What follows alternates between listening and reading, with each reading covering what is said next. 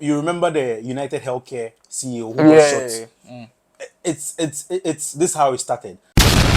Trade superstars, and then you get death threats. Your family get death threats. Your children get death threats. Mavericks are in a war zone. Nico Harrison is in trouble, and I feel like this was coming. It's coming because you can't trade a superstar and expect everyone to be like, okay, the GM is more wiser than everyone on the Mavericks organization and even the fans. They should understand. They should take what I've done at the surface level and remove on. Like it's crazy. Yeah, it is crazy. Now, a little backstory on how everything went down. So, like, Nico Harrison actually joined the Mavericks in 2021. He has spent 19 years at Nike as an executive. So, he's kind of new a little bit, just 3 years into the job. So, it kind of feels like he's still new, doesn't understand what the fans really want. That's how I'll put it.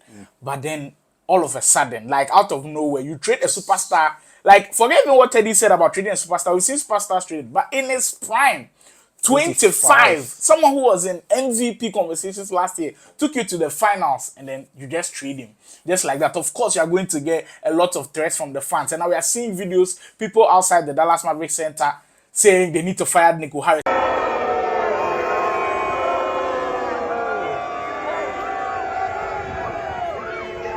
So people are taking it overboard. The death threats need to stop. Like, even though sometimes it can be funny, this is life and death matters we are talking about. His children, his wife, like, no. Yeah. He had to beef up his security at one point. Like, no. That's my Mavericks fans. You can voice your frustration in front of, like, the court and everything, but, like, sending death threats and trying to harm the man is not the way to go at all.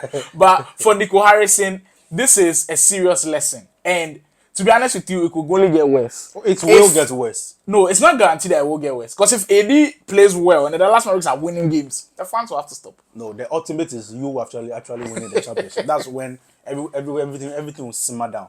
The thing is, you remember the United Healthcare CEO who was shot. It's this is how it started. But then you told us that Bucharest told the whole of Mavericks that he cannot take them anywhere. Luka cannot take them to where they want to go. And the question is, where do you want to go? Where does every NBA team aspire to win? It's the NBA championship. And last year you went to the finals, which you haven't been in a very, very long time. And then you saw your superstar, and now you are like, he cannot take us where we want to. Where do you want to be? Where exactly were you planning to be? Is it not the NBA finals? He took you there. You sold him this year, and the excuse you are giving the fans just doesn't make sense. Honestly, it doesn't. It doesn't make sense. You know what? For Luka Doncic, I feel like he built a special connection in Dallas. Like, even if you listen to Kansas City Chief star quarterback Mahomes, like, even if you hear him speak about Luka, you can see that he has built connection with the Dallas fans, because on the day he was drafted, they actually traded him to the Dallas Mavericks. So first of all, the Dallas Mavericks thought, okay, we're going to get Trae Young. Then they traded him and they went to get Luka. So from there onwards, he had to prove himself. Then he proved himself to become one of literally the best. Almost every year he's been an all-star, been an all-NBA player. That's how he's kind of been. And for the Dallas Mavericks, they've now known to become a franchise that will have that one superstar that will do great things for them. Like Dirk Nowitzki. He will carry the team. They go on to win the championship. And that's how it felt like the Luka thing was going. And now you come and say he wasn't good with conditioning. He gets injuries and all of that. We see videos of him on the Lakers practicing and he kind of looks in shape. So are you telling us that it's something else that you're not trying to tell us, and that's why you let him go, and that's why the fans are so frustrated? But now, like Teddy said, they need to win the championship, or else Nico Harrison. I get it, because Dallas looks like a team that is built on loyalty. Yeah, exactly. Deck, it's not like all of those years Deck wasn't winning. They weren't expecting the championship. They were, but they just loved him because he has been on the team for long. The loyalty aspect is there. He won for them, and then they cherish it. That was the same thing they wanted with Luka, because Luka actually said he wanted to be on the same team for a very long time.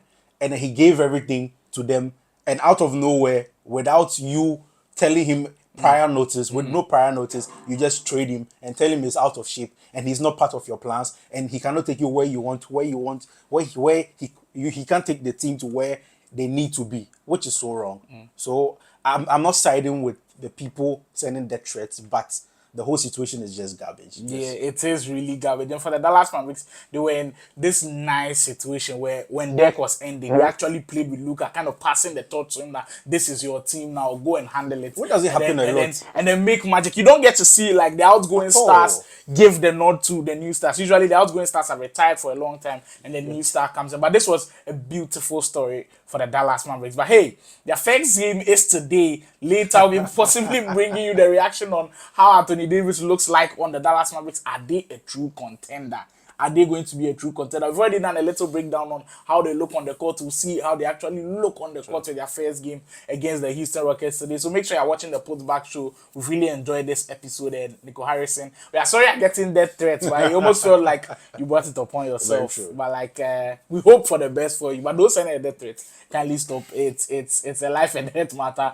We do not condone any form of violence. It's still just basketball that we want to enjoy. We get that you've built a connection with the team. And it's kind of messed that up a little bit. But let's try to enjoy the games. Maybe even AD might take you to the promised land. We'll see. Process that and let us know what you think in the comment section.